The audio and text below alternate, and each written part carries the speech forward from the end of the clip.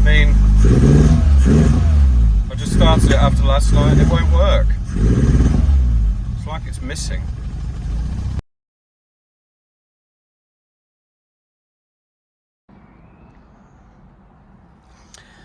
Right, welcome back to the carburetor saga. So I took the car out today and it was all good till about 10-15 minutes into the journey where it just wouldn't, it didn't want to go from a closed throttle, and it was back to the problem I had before. So I brought it back to do some fiddling with the pilot air screw, and basically I couldn't get the idle down low enough on the screw, so that led me to believe that fundamentally something was wrong with the setup. So I've read through the notes and the manual and everything that came with the Carbs, and I've basically decided just to return it to standard and then tune it from there. So that means taking the needle out and raising it back up, well no, raising the E-clip, lowering the needle to the middle position.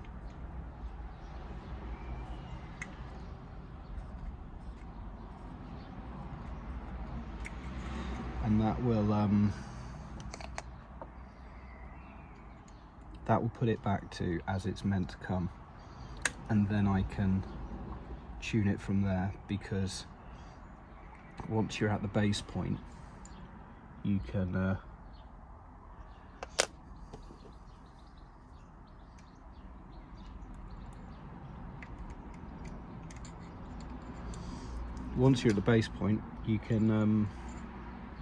follow the instructions for basically what's wrong. But if you've already gone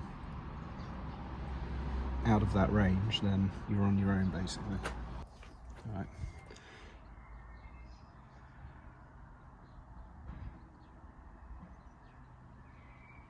It's also a very good demonstration of just how easy it is to adjust these carbs. Even easier if I could find my flathead. There we go. I think I timed myself last night. It's under 4 minutes to remove and adjust the needle. And getting at the back end of the carb is quite easy as well. So they come off with just one Jubilee clip, which is a damn sight easier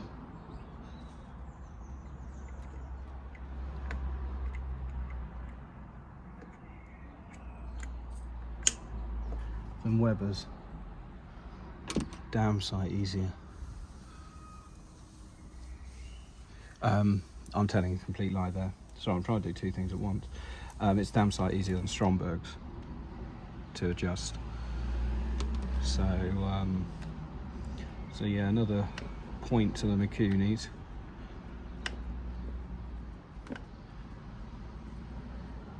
There we go, that's on. Now we're ready for the cover. That easy. That easy. Right, so that is its standard setting. Standard, because I did that last night. Now to do the pilot air screw, so turn it all the way in, then 1, 2, 3, 4 half turns to equal 2 fulls, so all the way in, and then 1, 2, 3, 4. So that's all the way out, and then the idle air screw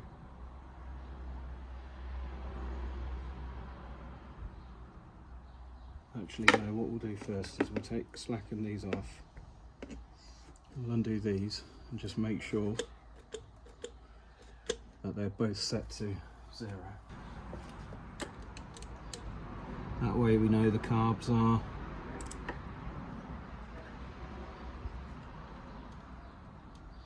both opening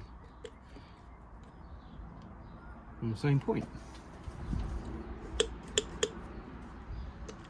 That's that there. We can tighten these back up.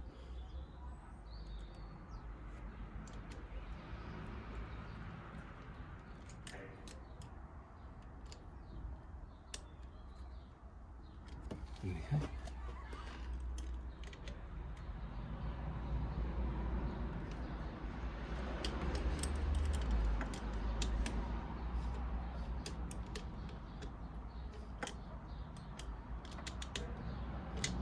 And a visual check. They're both getting full throttle. So then we tighten in the idle screw until they just lift up. I'm going to set those with no lift, just because it's easier to know exactly where I'm at. But then I can set it with the whirly carb thingy, forgot what it's called, synchrometer. Okay, now I'm going to plug the computer in and check the map is okay, and then I'm going to do a quick vacuum leak test.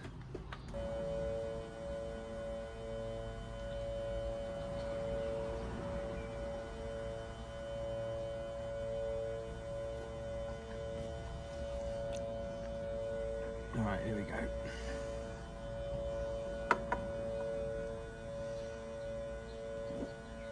Not a sausage. Yep. So we're good.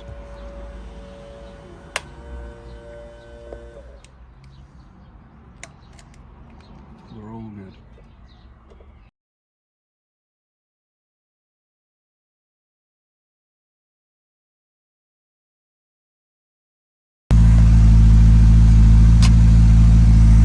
So, just letting you get a bit of temperature. So it's still a little bit fluffy, but it's not warm, so we've got to forgive it that. Here is the ignition table. So the yellow trace you can see is the map sensor, which is engine load.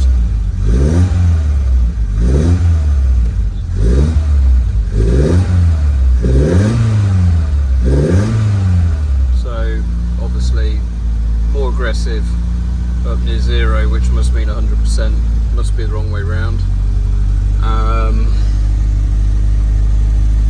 Throttle position sensor doesn't work, coolant temperature, and the map is the other one we've got. Battery voltage is a little bit low.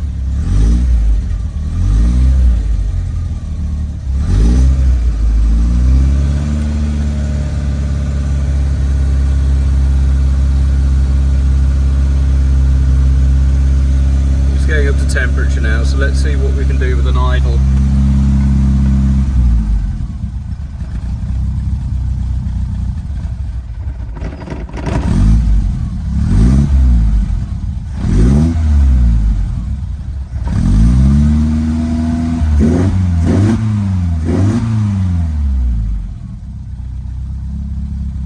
Right, now off the throttle, and it dies immediately. So, let's go get the manual and see what it says. So here are the instructions.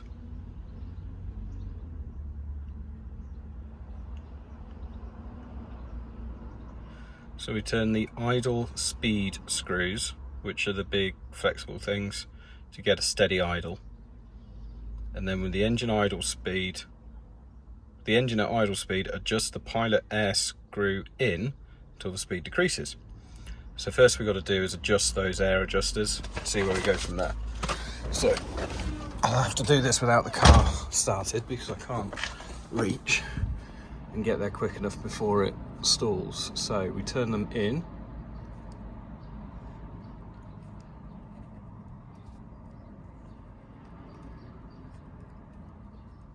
That's gone up a little bit. And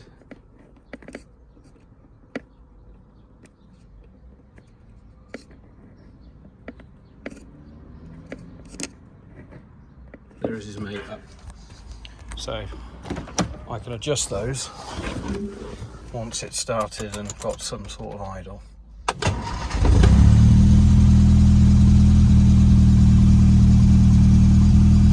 There we go, we have idle. So what I'm going to do is connect the laptop. See, just about, well, I can anyway, that's at 1200. So we'll go quarter turn in, and it's down to 1000. Go a snick, and a snick on this one. It's down to 900, high nines. We go a little bit further. The problem with these is a turn doesn't directly correspond to things. You can turn it half a turn, it won't change anything, then a tiny nudge will have it going loads. So that is around about early nines. So we'll give this a little bit. And see there, we're doing about 800. So that to me feels like a nice idle speed. If I walked up to that car, I'd go, it's got a nice idle. So let's just stick this a bit, see what it's saying. So that is just a nat under 5. You can see that one's a lot different. So let me turn that one in. 1, 2 turns. And that's even worse. So this one needs to come out, and this one go in. So we're at 8.5, 6. So we'll go in one more. We're at just above 7. We're way ahead, so we'll go out. We're at 7. Just on 7, and probably needs to go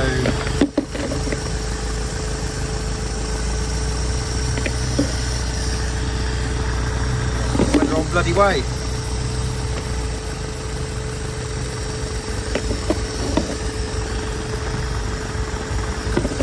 Right, in a little bit. That's just on 7. I think that's as close as I'm going to get it for now. So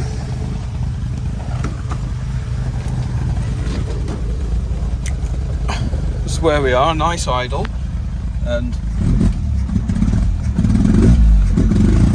it doesn't want to rev off there though.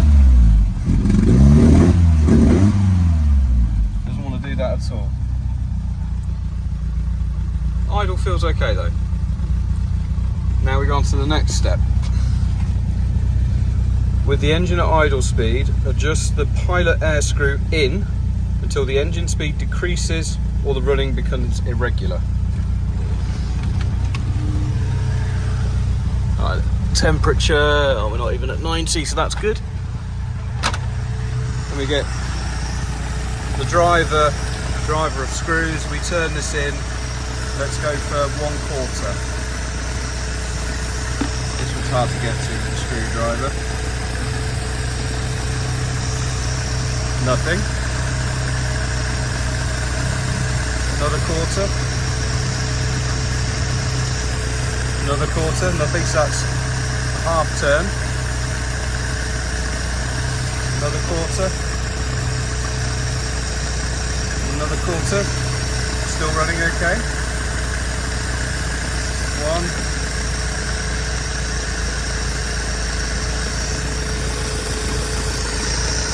What's the idle like? The idle is at still about the same. Oh, it's not happy. Wasn't happy with revving just then. Well, while it's down, let's read the rest of the instructions because there's quite a big step next. So, then adjust the air screw out until the engine speed increases or the running speed becomes irregular. Count the number of turns between the two positions and set the screw halfway in between. Right, that makes sense.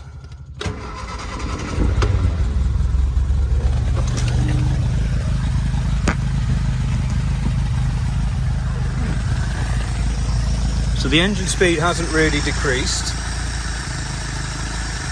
Go for another quarter. Another quarter.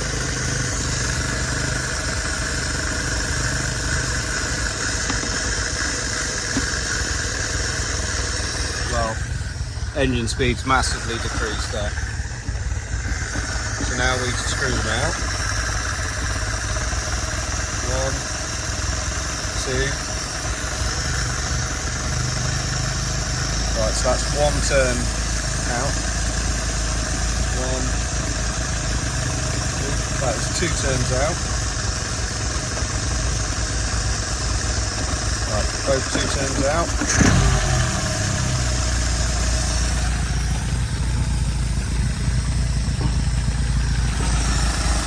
Speed's still okay. Go for a half turn. 2.5.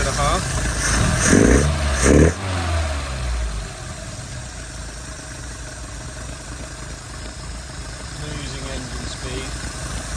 We go for a quarter. 2 3/4. Losing engine speed. So if we go back in quarter, 1, quarter, 1. And we're roughly back to where we were.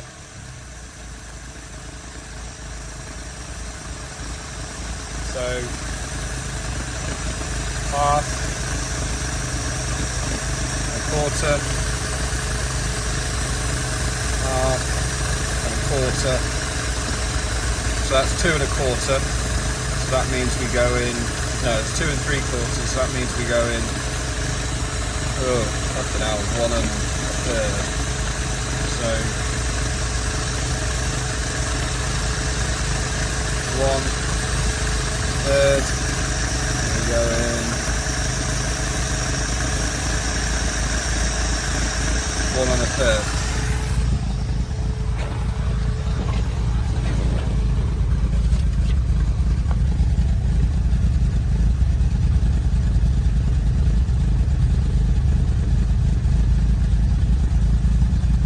The idle is too high. Adjust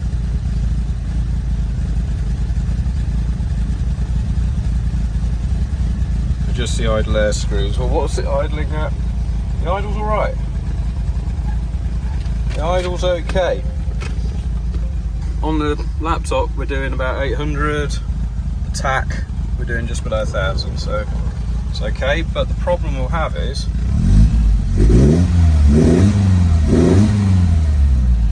if I plant my foot down, it doesn't like it, whereas yesterday it did. So, turn it off and we'll read some more. The next thing it says is to check there is sufficient advance. Lotus setup, you know, this is taken from some old fucking thing in the 80s or 70s, whatever. So if we're on a European domestic, that is 10 degrees at 1,000, and at 2,000 it's at about 15. But if you look at the Weber and the Strombergs, you know, by the time they're at 1,000 they're at nearly 18 degrees of advance at 1,000. That 500 there is a distributor RPM, runs at half engine speed, so we just ignore that. So by 1,000 it's at, what would you say, 17? By 2,000 it's up at nearly 30, and that's for a Stromberg and for a Weber, and I'm probably closer to a Weber than anything. These federal specs, you want to ignore them. So let's give it a gobful of ignition, see what it says. To be fair, now I've opened it up, it's, you know, by 1,300 it's at 20 degrees of advance. by 3,000 it's well into the 30s, so it's running plenty of advance. I don't think that's probably the problem, actually, on reflection.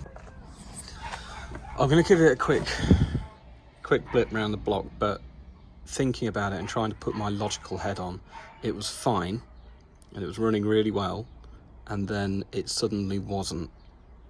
So that indicates that there's been a sudden change. Well, I was driving it, so either something's fallen out that I've screwed in, plausible but unlikely, or it's picked up a piece of debris and that has caused problems, which is actually more likely. So I'm going to give it a drive, and if it's as bad as I think it's going to be, strip the carbs down, clean them, put them back on. I need to change the master cylinder anyway, so you know they've got to come off at some point, so I may as well get stuck in for a long evening. Okay, so test drive complete, and honestly it's probably the best it's ever been. I really don't understand cars sometimes, but yeah, if you are at idle and you mash the throttle, it doesn't want to play ball. It will cough a bit and then it will rev, but actually out on the road I don't drive like that. You know, you don't just go doing it. I think it's a good test for a car. This car doesn't pass it, but actually you know, everything else it just drove beautifully. You know, it blips, it's great. So I think I'm just gonna leave it alone. The other problem is this brake master cylinder is dragging, and that means coming from a standstill, the car is well, the engine's having to pull against something that doesn't want to move. So I'm fairly convinced it's the master cylinder, because the pedal is loose, it's all aligned, but as you can see,